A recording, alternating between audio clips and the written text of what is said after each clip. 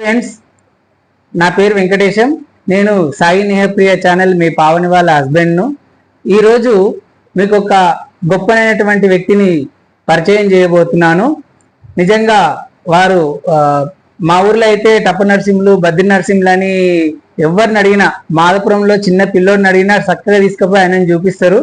అలాంటి గొప్ప వ్యక్తి ఆయన. మా గురువు గారు కూడా. ఈరోజు మాదాపురంలో భక్తి భజనలు ఇంకా ఉన్నాయి, లైవ్ లో ఉన్నాయి అంటే దానికి మెయిన్ కారణము వీరు మా గురువు గారు కూడా. వారిని ఇప్పుడు మీకు పరిచయం చేయబోతున్నాను. నమస్కారం గురుగారు. మా యొక్క ఛానల్ ఫ్రెండ్స్ కోసం కావచ్చు, తర్వాత భక్తుల కోసం కావచ్చు, మీ అమూల్యమైనటువంటి సందేశాన్ని కొంచెం ఇవ్వాలని కోరుతున్నాను సార్. అట్లా నా పేరు బద్రి నరసింహ. నేను బ్రాంచ్ పోస్ట్ మాస్టర్ మాదాపూర్. నాకు చిన్నప్పటి నుండి భక్తి అంటే చాలా ఎక్కువ ఇష్టం అండి. అందులో ముఖ్యంగా వీరబ్రహ్మేంద్ర స్వామి అంటే చాలా ఇష్టం. కనీసం నేను 3 ఏళ్ళ చిన్న వయసు ఉన్నప్పటి నుంచి ఆ స్వామి నాకు తెలుసు. యాగి లక్ష్మీనరసింహస్వామి గుట్ట మీద నేను 5 ఏళ్ళ వయసు ఉన్నప్పుడే బ్రహ్మంగాల పాటలు పాడితే చాలా మంది మెచ్చుకున్నారు. 5 ఏళ్ళ ప్రాయం ఉన్నప్పుడే. నేను పుట్టినప్పటి నుంచి 5 ఏళ్ళ దాకా నా పేరే పెట్టలేదు. అయితే లక్ష్మీనరసింహ స్వామి గుడి తీసుకుపోయి నరసింహ అని పేరు పెట్టారు. అప్పటి నుంచి ఈ పేరుతో సాధకమైనది. మీరు ఈ మధ్యలో వీరబ్రహ్మేంద్ర స్వామి గారి పాటలు గాని కాలజ్ఞానం గాని రచించాను అన్నారు కదా. అయితే దాంట్లో మీకు ఎలాంటి అంటే ఆ పాటలు రాయడానికి మామూలుగా ఒక పాట రాయాలన్నా, ఒక కవిత్వం రాయాలన్నా ఒక ప్రేరణ కావాలి. అది లేకపోతే ఎవరు కూడా రాయలేరు. అయితే మీకు ఆ వీరబ్రహ్మేంద్ర స్వామి వారి పాటలు కావచ్చు, తర్వాత కాలజ్ఞానానికి సంబంధించిన అవి కావచ్చు, ఆ ప్రేరణ ఎట్లొచ్చింది మీకు? ఎట్లా రాయాలని తప్పని ఈ వీరబ్రహ్మేంద్ర స్వామి ప్రేరణ కలిగించింది మొత్తం మా ఫాదరే, మా నాన్నగారే. ఓకే. మా నాన్నగారు ఆయనకు పిల్లల ముందు నుంచే వీరబ్రహ్మేంద్ర స్వామి భక్తులు. ఓకే. అయితే నేను చిన్నగా ఉన్నప్పటి నుంచి చూస్తున్నా మా నాన్నగారు శనివారం రోజు వీరబ్రహ్మేంద్ర స్వామికి పూజలు చేసేది. ఓకే. మా నాన్నగారికి అసలు చదువు రాదు, సంజయ్ రాదు, ఏం రాదు, చదువుకోలేదు. ఓకే. కానీ అప్పుడు ఆయన చిన్నగా ఉన్నప్పుడు భరణ కాసిందట 10 ఏళ్ళ వయసులో. అప్పుడు కూడా చదువు రాదు మా నాన్నకు. ఒక గురువు ఉండదట ఊళ్ళో ఒకసారి. ఆయన రోజు ఒక అక్షరం పెట్టించినట్టు ఆయనకు, మా నాన్నకు. రోజు కదా అక్షరం అంటే నేర్పియడం, చదువు నేర్పియడం. నేర్చుకొని ఆయన ఎంత పెద్ద తయారైందంటే భగవద్గీత అని కూడా స్తోమత ఏర్పడాలి మా నాన్నగారికి. భగవద్గీత చాలా గ్రేట్ కదా. భగవద్గీత నేను చిన్న ఉన్నప్పుడు మా ఇంట్లోనే నాకు రాకపోయేది అది. కానీ మా నాన్న చదివేది. వీరబ్రహ్మేంద్ర స్వామి చరిత్ర బుక్ కూడా మా ఇంట్లో ఉండేది. కేవలం పలక మీద కొంచెం రాసుకొని అక్షరాలు నేర్చుకొని అట్లా నేర్చుకో. ఆయనకున్న జ్ఞానమే నాకు వచ్చింది. నేను కూడా 10th క్లాస్లో ఫస్ట్ ర్యాంక్ లో పాస్ అయ్యాను. 10th క్లాస్లో. అంతా వీరబ్రహ్మేంద్ర స్వామి అనుకుంటున్నాను. అసలు వీరబ్రహ్మేంద్ర స్వామి నేను 5 ఏళ్ళ వయసు నుంచి ఇప్పుడు 53 ఏళ్ళు ఉన్నా. అప్పటి నుంచి ఇప్పటిదాకా ఆయన అయస్కాంతానికి ఏ విధంగా అతుకుపోయినా ఆ విధంగా అతుకుపోయేంత భక్తి ఏర్పడదు మధ్యలో. చాలా గ్రేట్. చాలా గ్రేట్ కాదు. ఆయన 3 సార్లు నా జీవితాన్ని రక్షించిండు. సావుకోరులోకి పోయి మళ్ళీ వచ్చిన బతికించింది ఆయన. ముఖ్యంగా ఏంటంటే చూడండి, వీరబ్రహ్మేంద్ర స్వామిది ద్వాదశాక్షరి మహామంత్రమే నన్ను బతికించింది. ఆ ద్వాదశి మహామంత్రం అంటున్నారు కదా, మా యొక్క వాళ్ళకు కూడా, మా ఫ్రెండ్స్ కావచ్చండి, లేదంటే ఈ వీడియో చూస్తున్న వాళ్ళకి కావచ్చండి, ఆ మంత్రోపదేశం ఏదో చేస్తే మా వాళ్ళు కూడా ఇది చేస్తారు కదా, అదొకసారి చెప్పండి. వీరబ్రహ్మేంద్ర స్వామి ద్వాదశాక్షరి మహామంత్రం అంటే అర్థం ఏంటంటే వీరబ్రహ్మేంద్ర స్వామి యొక్క 12 అక్షరాల మహామంత్రం అది. చెప్పండి అది కొంచెం. ఓం హ్రీం క్లీం శ్రీం శివాయ బ్రహ్మణే నమః. ఓం హ్రీం హ్రీం క్లీం శ్రీం శివాయ బ్రహ్మణే నమః. అసలు నా గురించి చెప్పాలంటే నేను చాలా అదృష్టవంతునండి నేను. ఎందుకంటే ఇది చెప్పడం గొప్ప కాదు, నేను అబద్ధం ఆడుతున్నాయి కాదు. వీరబ్రహ్మేంద్ర స్వామి నాకు సాక్షాత్కరించిండు. అంటే స్వయంగా కనిపించింది ఆయన. ఎట్లా ఎట్లా కనిపించాడు? స్వయంగా ఎట్లున్నాడంటే తెల్ల బట్టలు వేసుకొని కొంచెం పొడుగుంటాడు, నల్లగా ఉన్నాడు. ఆయన్నే నేర్పించిపోయింది నాకు ఈ మహామంత్రం. అచ్చా, మహామంత్రం మీకు ఉపదేశించిండు. ఆయన నేర్పించేది మాత్రం అది ఎంత సాధకత అంటే ఆ మంత్రానికి చాలా ప్రాముఖ్యత ఉందండి. ఆ మహామంత్రం దేనికైనా పనిచేస్తుంది. చిన్నపిల్లలకు తొక్కుడు కానీ, సందులు కానీ, కీసలు కానీ వస్తాయి కదా, బాలారిష్టాలు అంటారు. బాలారిష్టాలు పెద్దోళ్ళకి కానీ చిన్నోళ్ళకి కానీ దిష్టిలు దిష్టి కానీ ఏది కానీ అంతేందుకండి తేలు కరిస్తే కూడా ఎంత మండుతుంది, పాము కంటే ఎక్కువ మండుతుంది. అవును, అవి అన్నిటికీ ఆ మంత్రం వేస్తే 5 నిమిషాలు తక్కువే పోతుంది. అబ్బా, అంతటి శక్తి ఉంది ఆ మంత్రం. అంత శక్తి ఉంది. అయితే ఇందాక మీరు మాటల్లో చెప్పారు వీరబ్రహ్మేంద్ర స్వామి అంటే కళలో సాక్షాత్కరించిండా? మామూలుగా కళలో సాక్షాత్ ఉండడం అనిపిస్తుంది ఆయన.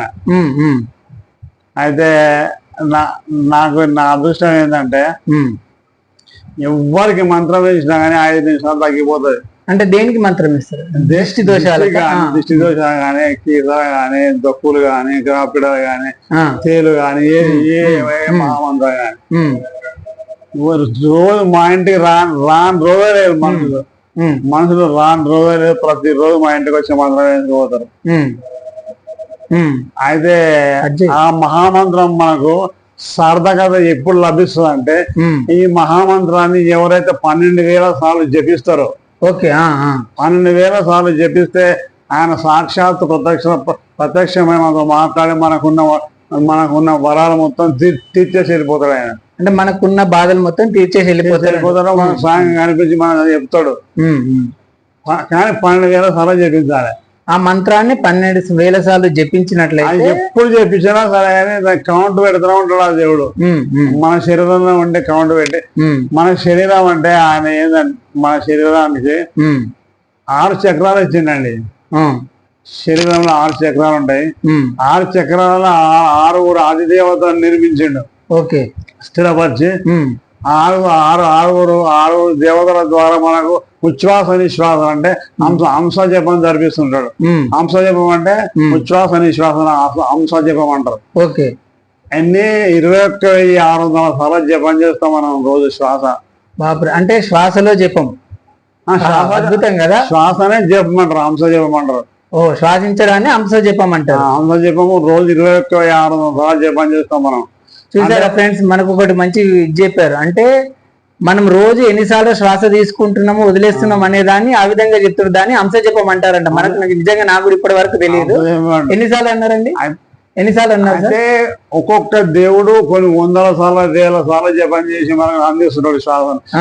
అందుకని ముఖ్యంగా ఏంటంటే శ్వాస అనేది మనం పెట్టుకుంది భగవంతుడు ఇచ్చిందే. అవును, ఆ శ్వాసను మనం కనిపెడతామా? అవును, కనిపెట్టలేము. అయితే మన శరీరంలో కింది స్థానంలో మూలాధార చక్రం ఉంటది. ఆ మూలాధార చక్రంలో వినాయకుడు స్థిరపడి ఉంటాడు. ఆయన కొన్ని 1,000 సార్లు హంస జపం చేసి మనకు శ్వాస అందిస్తుంటాడు. తర్వాత కొంచెం పైన స్వాధిష్టాన చక్రం ఉంటది. స్వాధిష్టాన చక్రంలో బ్రహ్మదేవుడు నివాసం ఉంటాడు. ఆయన కొన్ని 1,000 సార్లు మనకు హంస జపం జరిపిస్తుంటాడు. తర్వాత నాభి స్థానంలో దాన్ని మణిపూరక చక్రం అంటారు. మణిపూరక చక్రంలో విష్ణుమూర్తి నివాసమై ఆయన కూడా కొన్ని 1,000 సార్లు జపం చేసి మనకు శ్వాస అందిస్తుంటాడు. తర్వాత హృదయ స్థానంలో రుద్రుడు ఉంటాడు. రుద్రుడు నివాసమై ఆయన కొన్ని 100,000 సార్లు జపం చేసి మనకు అందిస్తుంటాడు. తర్వాత ముఖ్యమైనది ఇక్కడ కంఠం స్థానంలో జీవుడు, ఆయన పేరే జీవుడు, మన జీవం ఇచ్చే దేవుడు. జీవుడు నివాసమై ఆయన కొన్ని 100 సార్లు శ్వాస అందిస్తుంటాడు. తర్వాత నోటి స్థానంలో ఆగ్నేయ చక్రం. ఆగ్నేయ చక్రాన్ని కూడా కొన్ని 100 సార్లు జపం చేసి మనకు అందిస్తుంది. ఈ 6 చక్రాల ద్వారా మనకు శ్వాస అందించబడి మనం బతుకుతున్నాం. ఈ 6 చక్రాలకు పై స్థానంలో శిరస్థానంలో గురుదేవుడు ఉంటాడు. గురు బ్రహ్మ ఉండి ఈ 6 చక్రాల్లో ఉండే దేవతలను రక్షించకుండా ఆయన మన శరీరాన్ని రక్షిస్తుంటాడు. ఆయన్నే వీరబ్రహ్మేంద్ర స్వామి. దాన్ని సహస్రార చక్రం అంటారు. ఈ ఈ వీటి ద్వారానే మనం జీవిస్తున్నాము, బతుకుతున్నాము, చేస్తున్నాము. అయితే మా ప్రేక్షకుల కోసం కావచ్చండి, మా కోసం కావచ్చండి, మీరు రాసిన దాంట్లో మీకు బాగా నచ్చిన ఒక శ్లోకాన్ని పాడినిపిస్తారా మా వాళ్ళ కోసం? వీరబ్రహ్మేంద్ర స్వామి వారి మీద రాసినటువంటి పాట కావచ్చు, శ్లోకం కావచ్చు, ఒకటి చక్కటిది ఒకటి వినిపిస్తే మేము మా ప్రేక్షకులము బాగా సంతోషపడతాం.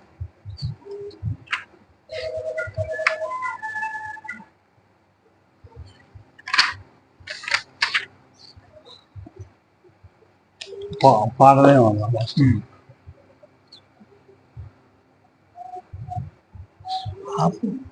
రామ పురోధర రామ చూడు నోటికి వస్తా నాకు.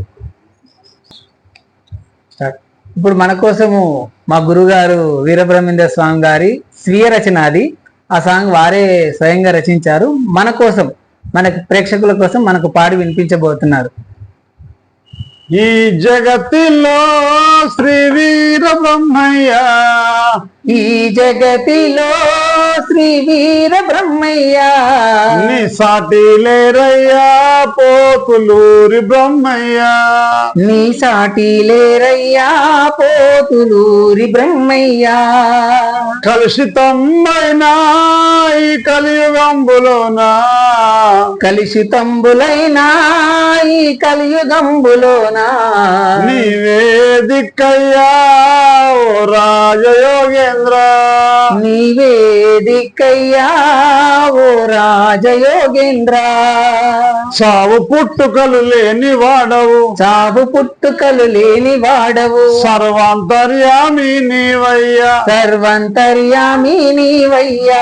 ఎక్కడ చూసినా అక్కడనే, ఎక్కడ చూసినా అక్కడనే దిక్కు నీవై ఉన్నావయ్యా, దిక్కు నీవై ఉన్నావయ్యా. ఈ జగతిలో శ్రీ వీర బ్రహ్మయ్య, ఈ జగతిలో శ్రీ వీర బ్రహ్మయ్య, నీ సాటి లేరయ్యా పోతులూరి బ్రహ్మయ్య, నీ సాటి లేరయ్యా పోతులూరి బ్రహ్మయ్య.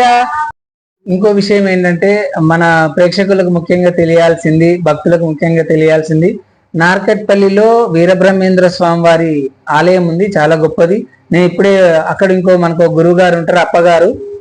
ఈ రోజు నేను సోమప్ప గారు, ఇప్పుడు నేను ఫోన్ చేసినాను, అక్కడ కళ్యాణం జరుగుతుందంట.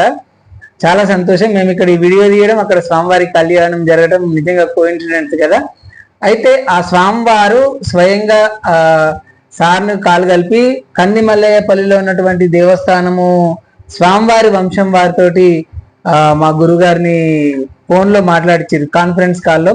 సార్ వాళ్ళకు మీరు పాటలు వినిపించారు కదా, అదొకసారి మా భక్తులతో కావచ్చు, ప్రేక్షకులతో ఒకసారి పంచుకోగలుగుతారా? ఆయన ఫోన్ చేసినప్పుడు నాకు ఎవరో అర్థం కాదండి. మీరు ఎవరంటే చెప్తాడు ఆయన. తర్వాత సోమప్ప గారు చెప్పారు, అలా వంశీకులు ఆయన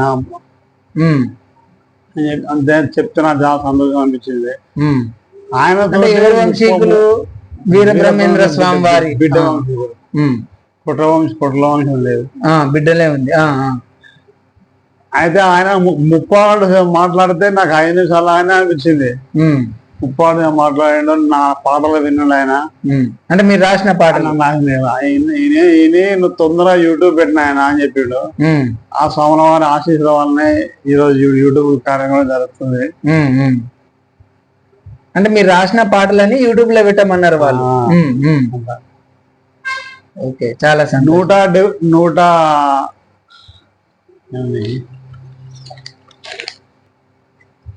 అంటే మొత్తం మీరు స్వామివారి మీద 167 పాటలు.